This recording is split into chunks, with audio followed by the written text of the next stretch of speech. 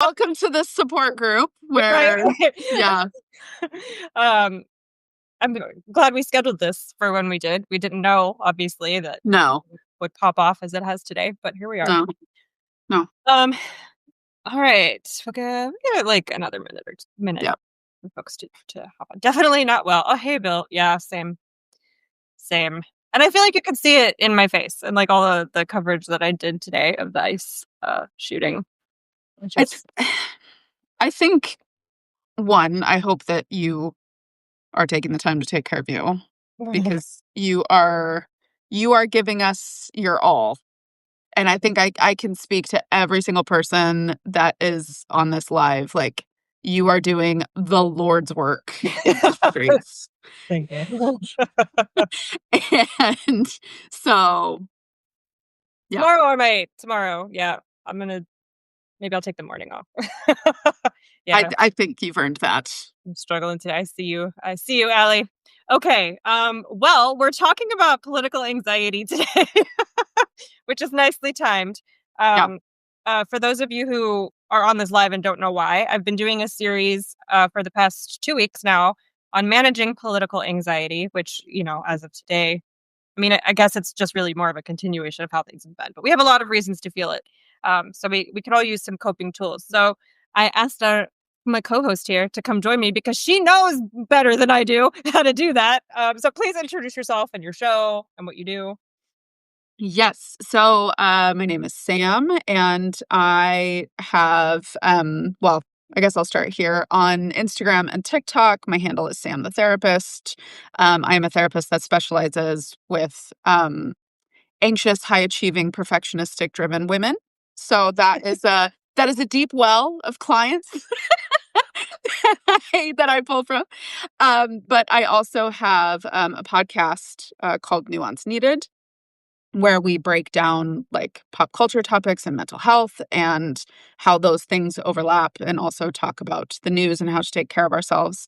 And we have an accompanying Substack as well, also called Nuance Needed. So that is a little bit about me. Yeah. Thank you. Thank you for coming. So, and the events of the day aside, speaking generally, Yeah. you've been a therapist for longer than Donald Trump's second term, obviously. Yes. So what feels different about this moment compared to like other stressful periods that you've seen people live through? Because this isn't our first rodeo with him, especially. Yeah. Uh, but it does feel different, and I want to acknowledge that and talk about why people feel that way. Yeah, no, it really does feel different. And I think I mean, this is almost like there's 1,000 threads that we could pull on to explain why this feels different. Yeah. But I think if we were to look high level at everything that's going on, I think one of the biggest issues is just how much instantaneous access to information that we have at any given moment. And not just information, but people's limitless interpretations of that information. All it takes, including me. All, yeah, All the every take, all the Yeah. time, constantly. I mean, really, we don't wait to know anything now. Oh, that's true. Yeah. We know everything almost to the second that it happens. And that is, our brains were not evolved enough to be able to manage that level of information Mm-hmm.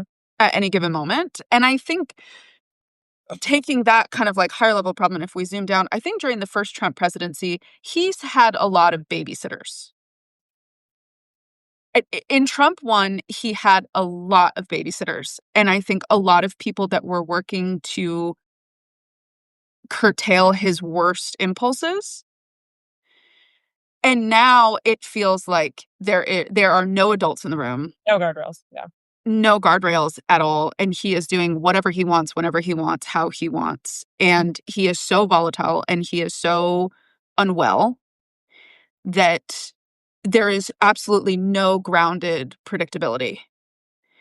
And I think during Trump 1, there was that. So even though we were starting to get more of this constant information ecosystem, it felt like there were still adults in the room. Mm-hmm. Like, I think that's the only way I can describe it. And then now we have even more of a deluge. We have more people that are trying to be content creators. We have more people sharing their opinions, more people showing up, more information. And it's just this constant onslaught of, well, what's going to happen today? I know something bad is going to happen today. So what's it going to be So today? what is it? Yes. Yeah. Is it going to be like mild salsa bad, or is it going to be like ghost pepper bad, or like it's just, and I don't mean that to like belittle it at all, but I think we have to try to comprehend what we're living under, and it's so much all the time, constantly. Yeah, I think all of that. And also, maybe this like goes along with how he doesn't have any babysitters, but since he's so much older now, and I think pretty obviously not doing well, like sundowning, they're limiting the amount of time he appears in public because he falls asleep, like all of that kind of stuff. The other people in the administration have a lot more power, Yes. and we can't make the excuse that like someone elected those people. Like people elected Trump, and we can be mad Right. at that, but like nobody elected Stephen Miller. Nobody elected RFK Jr. So No. like it feels like in reality, those are the people running the administration, and we have no control over them at all. Like, and because neither does he. Like he doesn't have any control of them really to speak of either. And then Mhm. also, I think a big difference this time is the gaslighting. I think the Yes. gaslighting is much worse than it was in the first term because, like you were saying, there are no adults to be like, well, maybe he didn't, like, well, Right. Right. maybe he said it, but we're not going to do that. And this time it's just like, I mean, even today, Kristi Noem, within 30 minutes of ICE murdering that woman, was on TV saying that, ICE was just trying to help her dig her car out of the snow and that they shot her in self defense. And it's just so obviously false. And I think that that's where a lot of people's anxiety comes from. Yeah. Or even like the rage is like, I know that's not true. I know that's not true. And if the people in power are so willing to lie to me and gaslight me like that, who is actually in charge of anything? Like, I think that instability contributes to a lot of the feeling. No, it absolutely does. And I think we are in like a collective relationship. And I am not a therapist that uses this term flippantly. Um, I try to be very cautious with it, unlike some other mental health content creators. We are in a collective relationship with a narcissistic abuser. Yeah. And the blatant, you didn't see that when we just saw it, like that is, and I think that's what is so disarming, is that is literal gaslighting. Mhm. Gaslighting is not somebody just telling you like, oh, well, I interpreted it differently. Gaslighting is somebody literally watching you experience something and then saying to your face, you didn't experience that. Yeah. Like that is the pure definition of gaslighting, and it makes you feel like you are insane. And Mhm. they want you to feel that way because then you're destabilized. And when you have people who are destabilized, they don't know how to take action. They don't know how to break away from you. They don't know how to collectively come together. And so we have been living through this last year of just this constant onslaught of no, no, no. And I think what has been so helpful to have just like a slight bright spot is, as toxic as social media is, there is a part of me some days that's like, but we do know. Mhm. And we have proof and we have evidence and we have people such as yourself who are speaking honestly and clearly to what this is. And so I think what is so it's like being torn in two, right? It's this element of like knowing what's happening to us and feeling completely powerless, yet also almost being grateful to know, right? Like, Mhm. because knowledge gives you a sense of power and control. Yeah. And so even when you know like the depravity of it, you're at least like, well, there's no secrets, motherfucker. I hate to break it to you, but like I saw what happened today with my own two eyes from multiple different angles. And Great. I appreciate that in your demented state, you don't know, but I know. Mhm. And I am going to practice like trusting myself with what I'm seeing and how it makes me feel. Yeah, that's good. And and I'm going to take like power and control from that space and bring it back to myself and say like, no, like he can say whatever he would like on Truth Social. It's a joke. It's a farce to me. I treat it as The Onion, honestly. Yeah. His Truth Social account is even less productive than The Onion to me. Yeah. It's a ridiculous exercise getting Yeah. it. I go in there a couple times a day and I'm always like, oh, this is ridiculous. Most of the time he's like selling stuff Yes. on his social media, which is crazy. But I think that like this is one of the reasons why, I mean, people can debate forever until the death of the universe about how Yeah. effective No King's marches were to Right. accomplish XYZ. But I think one of the most poignant things about those marches is being around other people who are experiencing the same reality you are and who are like willing to validate that for you. Like, yes, this is wrong. You're not crazy. Yeah. This is wrong. Right. Yeah. Yeah. This is happening to us collectively. And I think what has helped me feel grounded, and I made this very intentional shift on a professional and a personal level, like in the spring, around like the time of the tariffs, because I was like, I can't live this way. I know he is asking me to live this way, but I cannot live this way. I purposely started looking for what was actually going right. Mm. And I started to find hope in people coming together. I started to find purpose in the actions that I was taking and the people that I knew, like what they were doing. I was so heartened by every single one of the clients that I work with every single week, and people who would, reach out to us, who'd listen to the pod and all of that, and hearing how people were really turning back to their own communities Mm. and trying to like rebuild that sense of communal belonging. And I was like, I can't control any of this up here. I cannot control Stephen Miller, as devastated as that makes me.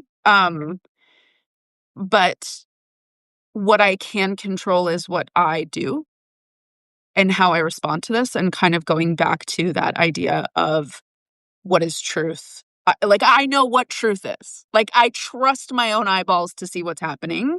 And then I trust myself to react in a way that feels empowering and purposeful to me. Yeah, Because, I thought, yeah. yeah, because they've wanted us this whole year to feel disempowered. They desperately want us to feel disempowered. And the opposite is what has happened. Yeah. People have gotten very defiant, which I quite, Yes. yes. Yes. People are big mad, as Yeah. they need to be. And I think anger is a righteous emotion. I agree. And I think anger is vastly underplayed, because I think in a patriarchal system, anger is something seen as like explosive, where I think healthy anger is motivating, Mhm. and healthy anger is data. And it teaches us and shows us what in our life isn't working for us. And it gives us a pointed direction to be like, I got to change that. Mhm. Like, I am doing something to change that. And I am doing something to respond to this differently. This thing that is not working for me and is causing me harm. I don't know if that makes sense, but Yeah, I mean, I think I don't know if you are an Enneagram person, but I'm an Enneagram 8. yeah. So rage is my driving motivator most of the Mm. time. But I find it, what's the word?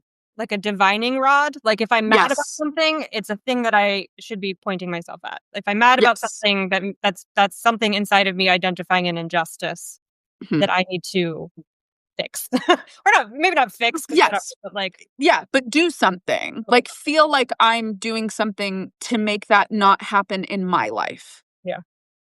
Right? And I think what has been so destabilizing is people have recognized just how little control they do have.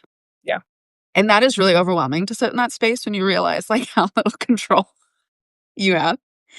And so for me, my whole center has been, how am I taking care of my life? How am I taking care of my life and what I need to do in spite of what this dingbat is doing at this level? Right? Like, my life still matters, my needs still matter, my community's needs matter, my friends and family's needs matter, right? And how am I showing up for that? And I realized that showing up for my clients was a way that I was giving back and supporting some people, because I had people who were directly impacted by this administration.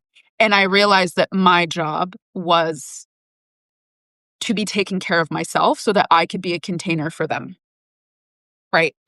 And showing up for them and, you know, being honest with them about what it was that they needed and how we could get creative about what protecting themselves and caring for themselves looked like in the midst of this, right? And that process is replicable for everybody, because every single person has different life circumstances and different needs. And you are not selfish for taking care of those, because we need well people on the other side of this. That's a good point. Yeah. We We don't think need, about the other side very much. no, no, we don't. And there will be another side to this. I don't know what it'll look like, but there will be another side to this. And we need well-regulated people who are going to be there to help us build into something better. Yeah. And I don't say that flippantly, and I don't say that like utopia, pie in the sky bullshit. I'm saying that legitimately. Like, if you want to build a better world for your kids or your grandkids, or even just yourself, if you want to have a better life on the other side of this, we need you as well as you are able to be, in order to collectively come together and build something better, to advocate for something better, to have discussions about something that benefits all of us instead of just 10 people. Yeah. How do you think about, like, okay, so we have 3 more years of this. Yeah, I know. Sorry to tell Sorry, everybody. no matter what happens, because even if he dies, Yep. advance, finishes out Yep. his term, whatever, Right, we have right. 3 more years of this. It might not look exactly like this, especially if we win midterms, we get a lot of harm reduction Exactly. Yep. opportunities out of that. But we have 3 more years of this. And so I think a lot about, like, you gotta dig deep, girl. You gotta find some grit. You gotta find Yes. some resilience. And it's hard to think about how to do that while also not doing what I'm doing right now, which is burning yourself into the fucking ground. Right. But that's just today. I'm not gonna do not do as I say, not as I do. I will not be doing Right. that. Exactly. So is there a balance between, like, I feel like I need to take all of these actions, and also I need to sit down and stare at a wall for 5 seconds and regulate Huh? my nervous system. How? So I have a term that is near and dear to my heart, and it was one that in my own personal life and things that I've been through in the last couple of years, in spite of the orange, um, is radical acceptance. Woo! I just talked about that last week. Yeah. Radical acceptance is, there's a lot of people that view it as a defeat. That it means that if you get to that space, it means that you're recognizing, like, oh, it's not going to work. This isn't coming together. And this isn't even just for the political, right? Like, now let's even maybe like take a step back from the political for a second and allow like all 289 of you here to like think of your own life, right? Let's think of your life for a minute and pull back down. Radical acceptance is not a moment of defeat. It's a moment of pivot. And to radically accept what is going on, it means that you are taking an unvarnished look at your life, the situation of your life, whether that's time, financial, relationship, living situation, career, right? Like health, all of it. You are looking at it unvarnished and you say to yourself, where am I at right now? Realistically, where am I at right now? What is my energy level at? What's going well? What is not going well? What have I put on the back burner, right? It is doing like an intense check-in, an intense self-check-in. And then you look at that and you say, what do I want to be doing, right? Am I doing what I want to be doing right now? Like, how is life realistically going? And then you take the pros and you throw out the pros. Right? Like what's going well and what you're happy with and all. Lovely. I love that for you. That's great. We put that over here because those things are always going to be good. right? It's the pros are always going to be lovely. If you're in like a happy, fulfilled relationship, if you love being a parent, if you love your job, if you love where you live, right? Like those things are always going to be good. So thank God, love you, put you over here. Then we focus on the cons and we radically look at what's not working. And we say to ourselves, what do I need to be doing differently that I'm afraid to be doing differently? Mm. Right? Like when I think of pivoting on that and I get spicy tummy, why? And allowing ourselves to be honest with, like, for example, for you, Amanda, like if you think of taking a break and staring at the wall for 5 minutes, why does that feel difficult to do? Well, No, I don't mean to give you like a personal therapy session in front of 300 people. well, my honest answer would be because a lot of people are depending on me to help them regulate themselves, and I don't want to let anyone down in a time when it feels like this is my resistance, this is my version of resistance, or the thing that I'm doing is serving the resistance, and so I don't want to do that poorly. Is my honest answer. Yeah, I 1,000%. And we need you well in order to be able to do that. Yeah, and that's the rub, isn't it? So stare at the wall. So stare at the wall. Like it's literally that, right? And for any of you listening to this, it's like whatever your wall is, Yeah. whatever you're staring at the wall is, like what are you needing to be prioritizing right now? Are you needing more time off of social media? Are you needing to really whittle down the amount of people that you are getting information from? Right. We talked about that yesterday. About the media consumption mostly. Yes. Like Yes. I don't care if I don't care if you scroll. Yeah. Whatever. Right. But if you're scrolling and every single video is breaking news and it's like, Yes. oh Jesus Christ, No. you know, like you gotta maybe reconsider. No. Yeah. You have to be reflective. And so when we talk about like how do we manage this, right? It is looking at your life honestly and authentically and being able to say, like, we'll just keep using you as an example, Amanda, because it's easy. And I'll tell on myself too. Don't worry. I'm not just gonna leave you to hang out to dry. But like for you to say, like, okay, I might be needing more breaks through the day. Mm. Right? I might be needing some more like touch grass moments. And I might need to say, hey guys, this really rocked me today. You'll get the video tomorrow. Right? That's not abandoning. That is radical acceptance of what you have to give. I think I did a version of that today a little bit Yeah. because I when I was my Substack send for tomorrow is usually like a video essay of some sort of historical context of what's going on in the headline. Yeah. I just couldn't do it. Nope. When I sat down to write, that's when I started getting these notifications about what had happened today. Yeah. So I just wrote it and I completely changed topics. And it's like not a historical deep dive, but it's a like, what do we do with ICE kind of a thing. Yeah. Because I was like gross and upset and I just couldn't have it. So I didn't take an entire break, but I did pivot a little bit. So I will, Yeah. And that's exactly it. Right. And it's having that crystal clear view of what you're at and how things are affecting you allows you to take much more intentional directed action than the reactive options.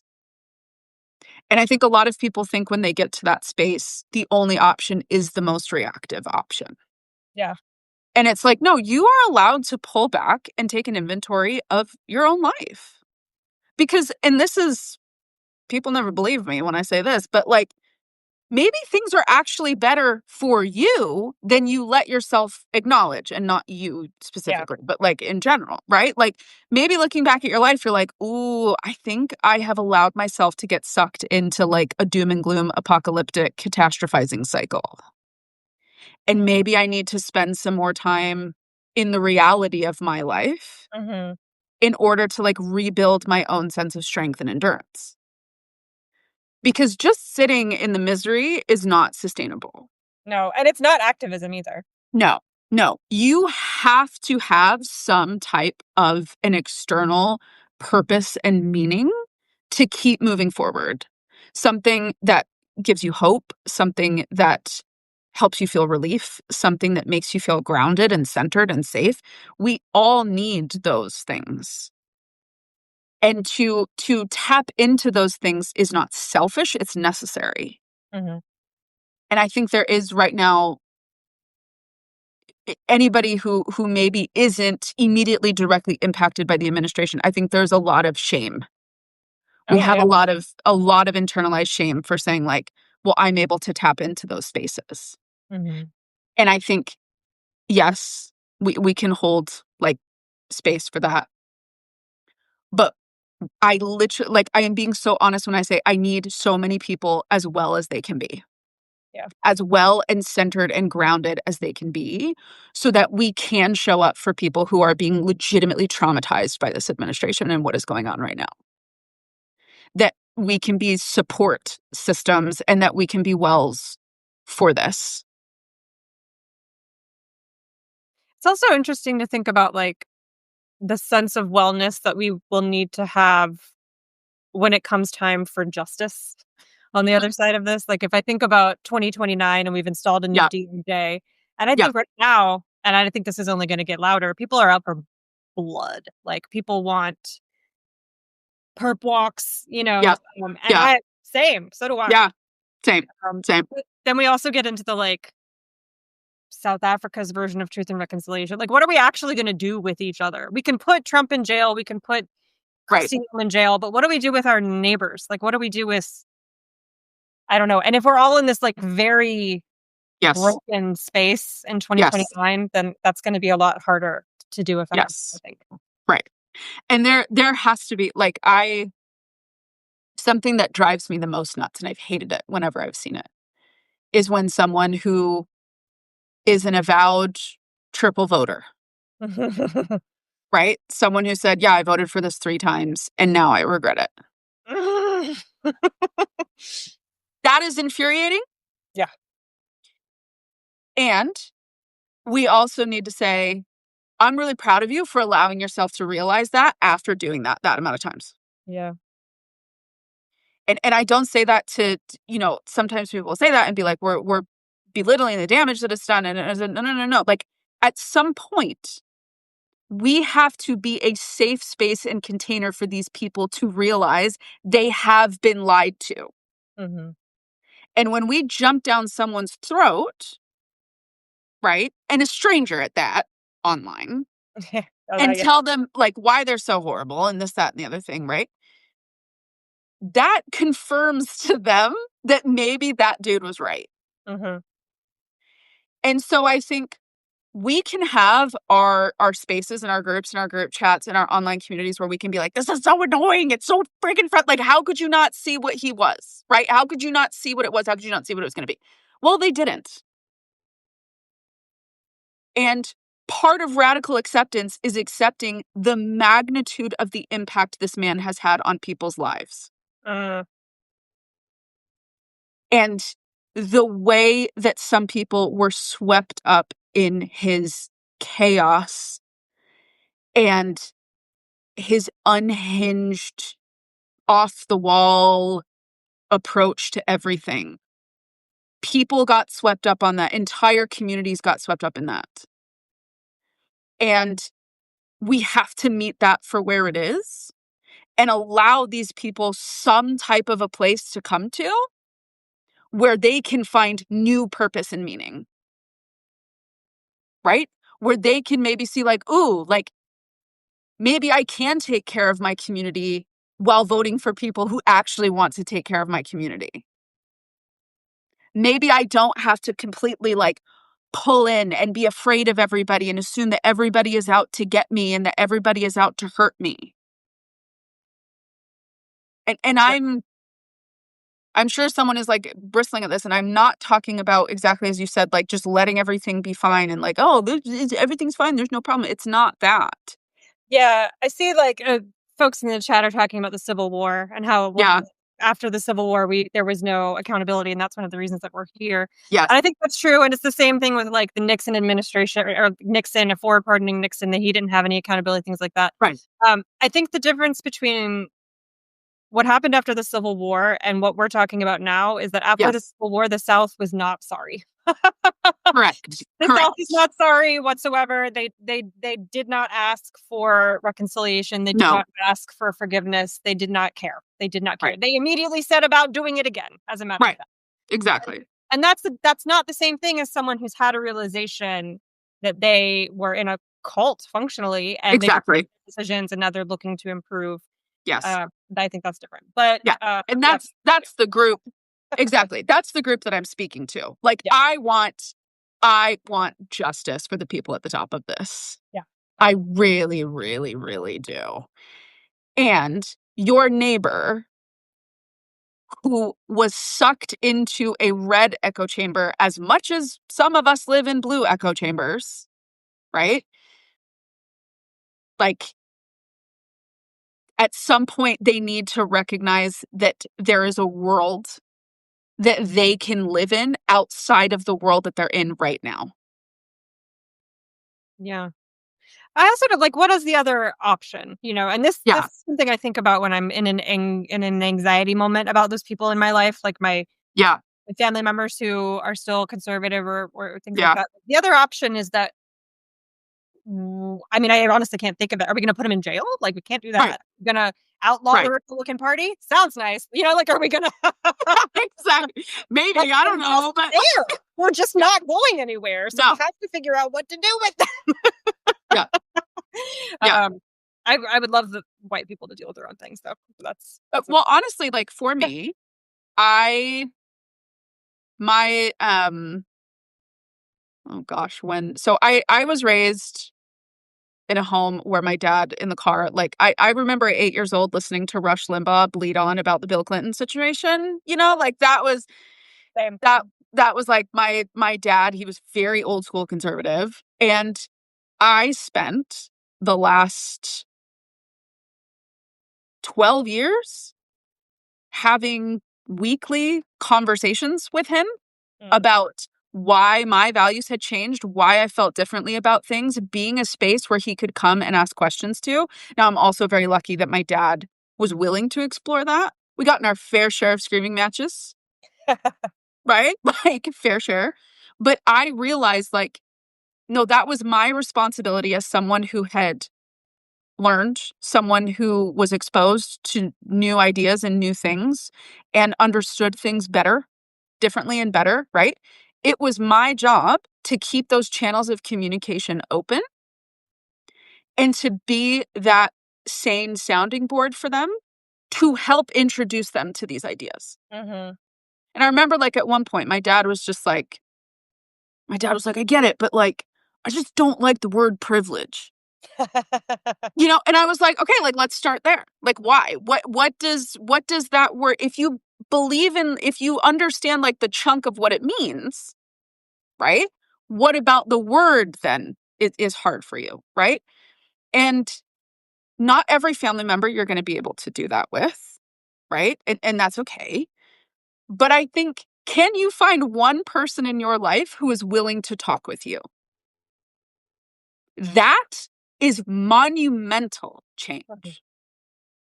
And I think what's so hard is we want the big, explosive, like, I did that, I changed the system, I did the thing, it's different because of the work I did.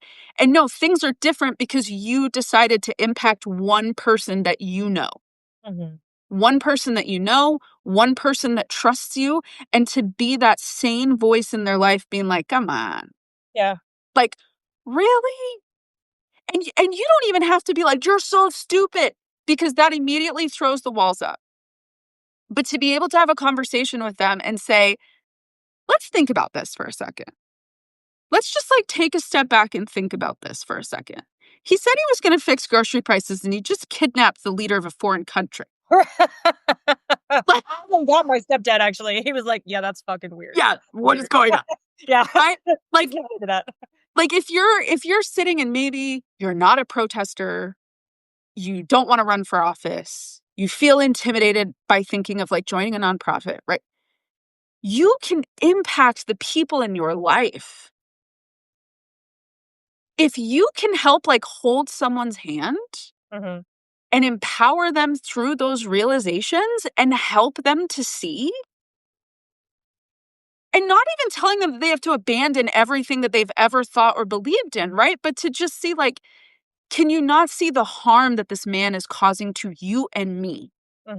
Like, I'm in this with you. We are not billionaires. You and I are average, everyday people. And I think to challenge ourselves to maybe find one person in our life that we could have that type of a conversation with and advocate for the things that we believe in and the things that we're worried about and the things that are important to us and explain why. Because most of these people have no one explaining to them why. Yeah, because we've abandoned them to it. Because we've abandoned them. Yeah. And that was something that I had to realize too. I've been fighting really hard, even within myself, to stop immediately saying everybody is stupid. Because I think there's some really intelligent people that I know that have been doing impressive mental gymnastics to try to justify why all of this is going on. Yeah. Right? And so I think for me to be humbled of going all the way back to, when I think of we need people who are well after this. And whatever wellness looks like for you. How do you think about, like, if your anxiety and your feelings about how terrible things are getting, like, I'm trying to figure out a way around blame, like, everything is ridiculous and awful because it is. Right. We're all so reactive. We're all so, like, unregulated. Our nervous systems are fried. Yeah. We're all so anxious. Yeah. And we need it to be someone's fault. It's Trump's fault. Like, it's Trump's fault. It's the Republicans in Congress, in my opinion. It's the Republicans in Congress's fault. And then we go to, it's also the voters' fault. And those voters are my uncle. And so I'm now, like, we get into this need to assign, I think it's like a control thing. Like, I need it to be someone's fault so that I can punish someone, so that I can regain control over this situation. Well, we're all in a war, and like every subset on the left, every subset of the right, and then all of us collectively are all in like the Spider-Man meme circle. Yeah. And we're all trying to figure out who has the least amount of accountability. I feel like that's more of the debate. The debate is like, well, who was the most perfect? And the most perfect group should lead us. I think, like, as I've really been watching things and looking at things over the last year and kind of trying to, through my own, like, professional experience, try to kind of, like, what is happening here? And, like, what is going on? And not even just, like, Trump is bad. Trump is bad. He will always be bad. History will shit on him, and I cannot wait. I pinky promise. I cannot wait to be a part of that group, right? And yet, there is, I think at large, there is an accountability crisis. And I think if everybody allowed themselves 2 minutes to look inward and be like, did I vote? Did I pay attention to my local elections? That'll get a lot of people. Yeah. Did I care about what was going on? Did I get complacent? Right? Did I shrug things off when maybe I shouldn't have? And I think that it's hard because, again, there comes that shame and that reflection and that realization of like my teeny tiny little section of the world contributed to this larger picture. And instead of worrying about how everybody else was wrong, right? Do you have a mutual respect for each other? And do you have a mutual wish to move forward to make things better for everybody? Right? Like that mindset and looking for ways that we can actually solve these problems, that we can actually push forward legitimate legislation that works for the betterment of everybody, right? At the end of the day, when we're able to get legislation like that through and actually start changing people's lives, the accountability at the bottom here, like, okay, you made mistakes, I made mistakes, everybody in this chat has made mistakes in life. That is like the bar. Everybody has made mistakes. And I think it is a wasted exercise to spend so much time focused on who was the most wrong. Yeah. It's really satisfying though. No, it is. And here's the other thing. Here's the other metaphor I will give. When we talk about like anger or disgust or fury or irritation, right? When we're talking about emotions in general, you view it like a road trip. Okay. You're driving down and you see the sign that's like Rage Town. And you're like, that seems like a good place to stop right now. Right. You get off, you walk around, you go through the museum, you see things, you fill up with gas, have a bite to eat, and then you leave. And that mindset allows you to say, like, I get to honor those feelings and then I can move out of that space too. Mm. I get to live the parts of my life that I enjoy too. As much as I spend time thinking of all of the ways I would give these people justice with my bare hands. Right? It's hard to get to like It is. the survivor's guilt. I think you were talking about the shame of it. And I think that spins people up too and causes a lot of anxiety. And I'm not doing enough. I have to sit here and be miserable and Yes. angry and full of rage, looking at Yeah. 24 hours a day, Right. or I'm a bad person or something. You know, I don't know what people fill in there, but it's like Yeah. survivor's guilt, you know. And I think a lot of people are feeling it right now with what happened today. Like that woman that I shot. Yeah. We don't know details. We don't know if she was there as a protester or a legal Right. observer. Or some people said she just lived in the neighborhood, so maybe she would just live there. But like, why her and not, you know, all of us? I think a lot of people struggle with that. Well, and it's also, I think, for these types of moments, right? And I think we've lived this a million different times over the last year. It is just so devastating when the thing that you warned would happen happens. I feel that a lot. Right? Like, Yeah. it's emotionally devastating when the thing that you're like, "This could happen. This could happen. This could really happen." And then when it happens, it's just like, it is the last thing on earth you wanna be right about. Yeah. And so that's I really hope nothing that I've said has come across as like, "It's fine. Like, don't worry about it." But I also really want to introduce, like, it is okay for you on an individual level, whoever you are listening to this, right? You get to take care of you in all of this chaos, whatever that looks like. If that's taking breaks, if that's maybe realizing you want to be stepping up to the plate a little bit more in different things, if that's realizing, you know, there's people in your community that you have the resources to be taking care of and advocating for, right? Like, those are actions that actually move the needle. And I think people are furious that the needle can't just go, Mm-hmm. right? We're just desperate to see it go, and it can't, and it never has. It never has in the history of humanity. I don't care what your favorite period of history is. Nothing happens quickly. Nothing. Yeah. And even things that happen quickly or appear to are the culmination of months, years, and decades of work and effort from people like you and me. What do you? There's a question in the chat. Yeah. That and what do you say to people who just don't care about their community? Like if you're trying to deal with your relatives, Yeah. your friends, or whatever, who are spinning you up, and they just don't give a shit about what's happening right now. What do you recommend people do with that? Two things. One, you are allowed to acknowledge people who are worth your energy and people who are not. Mm. Right? Like, even going back to what I said, the reason I felt I was able to dump that energy into my dad is because he was receptive. Right? If he hadn't been, that would have been a different situation. And so it is okay if there's people in your life to be like, you know what? You are my lost cause. And that's okay. Yes. Right. Like, that is an okay thing to say and do. And it's okay to then look around you for people who don't think that way. Mm-hmm. Right. And or to even like to just be challenging and be like, I'm really curious why you don't care. Mm. That's more my style. Right? Like, you question them. If Yeah. they're going to so boldly proclaim how little they care about humanity, they get to have some questions asked of them. Mhm. Like, "Oh, okay, so how does it feel for you to think nobody would care about you?" Ooh,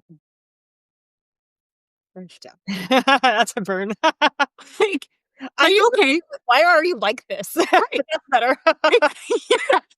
Well, "Why are you like this?" is so satisfying to say, but then the other person goes like, "I can't believe how rude you're being." Yeah, I get that. Right? They're able to kind of take, like, the moral high ground.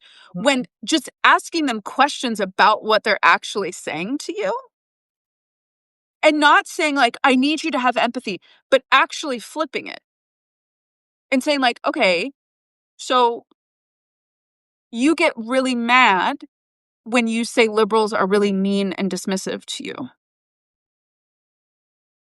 I just heard you be pretty mean and dismissive to X group.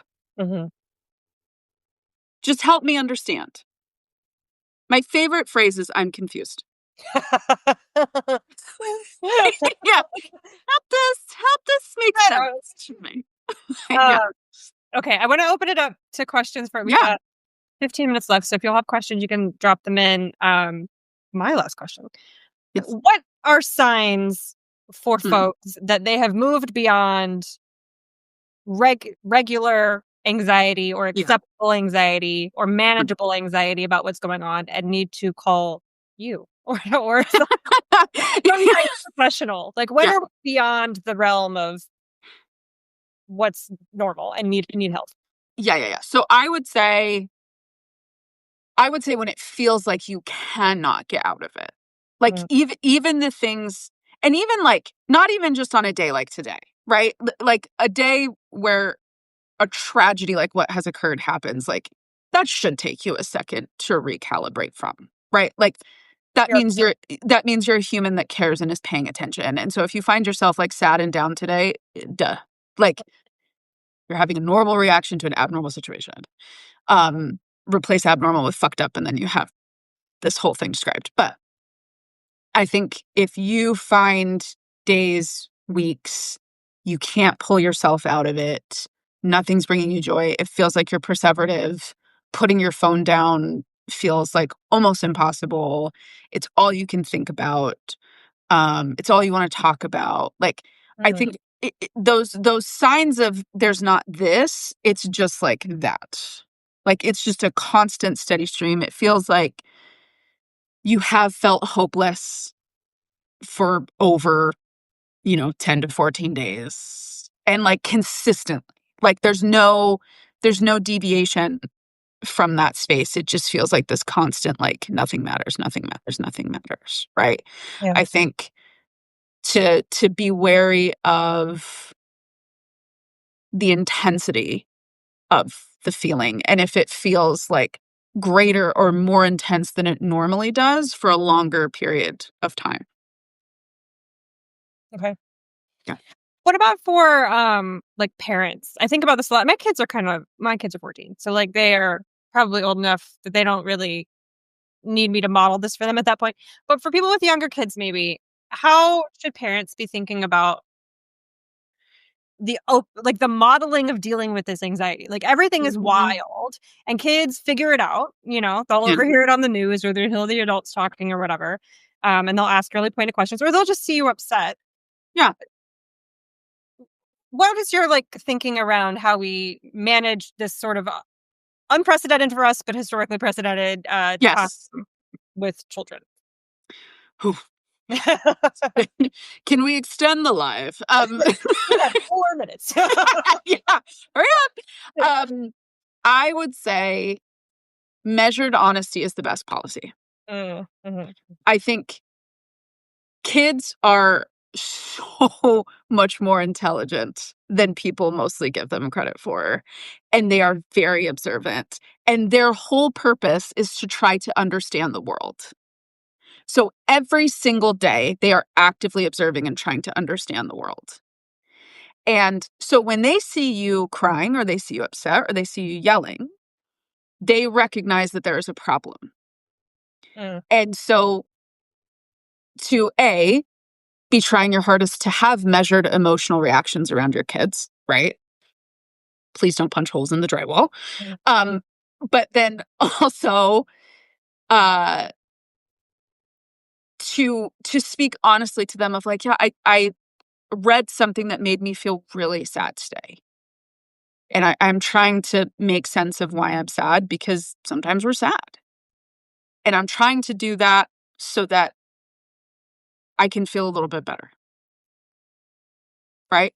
Like it's there's no minimizing, there's no downplaying, there's no avoidance. It's explaining to them like, I'm trying to take care of me right now. And I'm trying to take care of me because my job is to take care of you. Oh, that's nice. It's like, and then everybody hugs and cries and it's fine. Yes. But like, yeah, like my job is to take care of me because my job is also to take care of you. And so know that I'm going to be okay. Even though I'm sad right now, I'm going to be okay. And thank you for checking in on me. I use that a lot. I have 13-year-old boys, so I'm forever trying to encourage them to inquire other people's emotional states.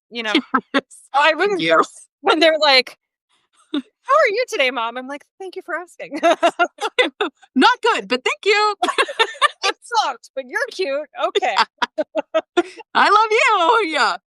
You're the only no, let me stop. Yeah. Okay, so I got one more, and then if Yeah. y'all have anything that you wanna ask, just drop it in the chat, and I'll bring it up. But, my last one hold on, I lost it. Where'd it go? Oh! There's so much. Okay.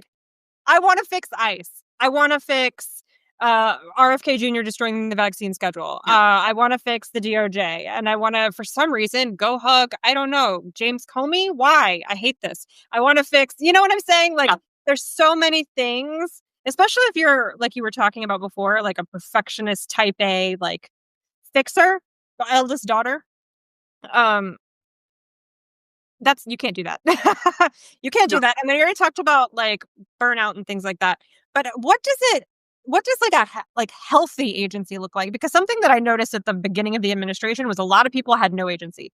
They didn't know how to operate in their agency. No. It's just we're doomed, we're cooked. Yeah. Someone come save me. This isn't working like the Marvel movie I was promised America was supposed to be.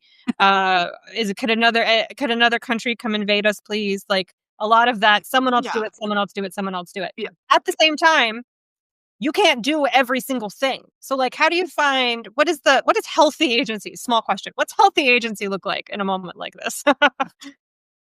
A full accounting of your strengths and your weaknesses, Oh, yes. right? And to trust that other people's strengths will balance out your weaknesses. And even just at a baseline, like like we all have different interests. We all have different abilities. We all have different desires. And so for us, like I will always say, if we're going to take it to like the political lens, pick 1 to 2 issues that you care about. And I'm not even just talking like in passing, like things that you care about and you focus on those things. And so for example, if you really care about abortion and healthcare, lumping even that in with like vaccines, right? There you go. That is your care.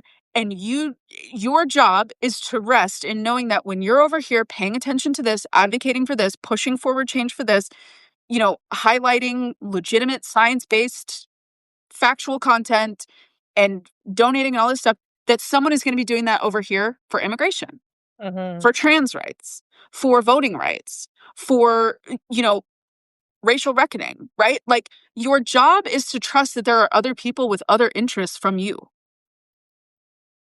And I think if you allow yourself to sort through the noise, there are people making progress on things. Like I think the Wyoming story with abortion, that is decades of effort from very particular groups who decided that was their like blinders. This is what I am here to do. This is how I can impact change. And so just allow yourself to focus on what matters to you. And yes, someone said local level education. Absolutely. Like whatever this is, just pick 1 to 2 things because you're just one person. You mean I can't girl boss my way into saving democracy? No, like Sisyphus, too many of us have flown too close to the sun. You know what that reminds me of? Do you remember that episode of The Office, The Fun Run, when Yeah. Michael Scott's raising money for AIDS? Not AIDS, rabies. Yeah, I'm sorry, rabies. rabies. And at the end, he's like, "But so many people die of rabies, like 1 person a year." And there's something that is it Jenna says? That's Yeah. the actress's name, Pam. She's Yeah. like, "Somebody is out there solving the problem. You Yeah. don't have to worry about it. You don't have to yes! You don't have to Yes! solve rabies." Yes, yes, that is it. That is it. So there you go, y'all. You don't have to No. solve rabies, but you do No. have to solve immigration. So go I know, but you do have to arrest ICE. That's You your job. you do have to do something. Yeah. All right. What is that? In normal times, I'm really good. Yes. I can't do those other things yet. You cannot cure You rabies. No. All right. This was very helpful. Thank you Yeah. for your time. Of Thanks course. for joining us, everyone. I saw a few people ask this. Will go out afterwards in an email. Yeah. So you can reference it back if you want, or just read the Yeah. transcript or whatever makes you happy. So, Yes, yeah. and my biggest, like, overarching message is I just want you to recognize that taking care of you and your individual life is just as important as anything else, Yes. and that is okay, and I am here to validate that and hold your hand through that shame, and that you taking care of you is a radical act of love so that you can be a greater container to show up for others. Mm-hmm. Because we need you on the other side, right? We need you. We need you. You, every single one of you. Yes. Cool. All right. Well, I'll talk to y'all soon. Okay, bye, everybody. I'll be back tomorrow. Bye.